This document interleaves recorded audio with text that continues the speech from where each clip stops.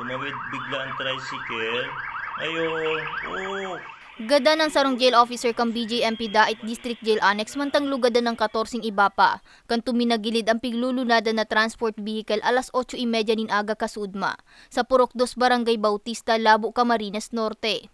Kabali sa mga lugada na napat na BJMP personnel asin 10 persons deprived of liberty o PDL. Antes ang insidente, maiiling pa sa videong ini ang pagbaba ning pasahero kan sarong tricycle dangan ang ginibo kay ning pagliko asin pagpundo sa tahaw kan tinampo. Hagup man ang papaabot na bihikulo kang BJMP Dait na pigpurbarang kutang likayan ang tricycle. Alagad na uli sa pagtagilid kay ni. Entero man na pigdarara sa ospital ang mga imbweltong persona. Alagad alas 8:50 nin aga kan ideklarang dead on arrival ang persona kang BJMP na pigbistong si Jail Officer 2 PJ Capistrano. Sa ngayon po, pinapahanap po natin yung tricycle. Ano po ang investigasyon namin doon. Ang problema lang po kayo niyan, yung tricycle po is wala po silang direct na impact doon sa sa nasabing sasakyan ng BJMP po. Basado sa report kan Labo Municipal Police Station, gikan Labo proper pasiring kuta sa Regional Trial Court Dait ang nadiskwidong bihikulo para mag-atinder nin hearing. Piga-adalan man kan otoridad kung magkakaigwan ng paninimbagan sa nangyaring insidente ang tricycle driver.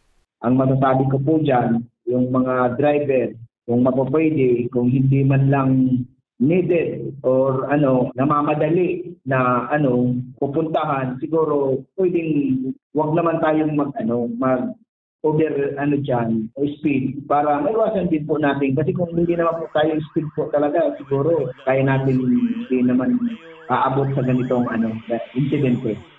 Mientras tanto, nagpaabot man in mensaheng pakikidumamay ang mga pag-iriba ni Capistrano sa BJMP Camarines Norte. Noong pangyayari nga po, agad-agad pumunta sa amin ang aming regional director na si Senior Superintendent Elena Rocamora na pinuntahan kami dito sa Camarines Norte para bigyan kami ng guidance kung paano gagawin at yung mga PDL at personnel na aksidente. Sa ngayon po, under investigation pa po yung pangyayari at naghihintay po kami ng resulta ng investigation ng PNP. Sa presente, pigtratatarpa sa Camarines Norte Provincial Hospital ang 2 PDL asin 2 jail officer na seryosong nalugadan sa insidente. Mantang nasa maray naman nakamugtakan ng iba pa. Para sa mga baretang tatak Bicol, May Arango.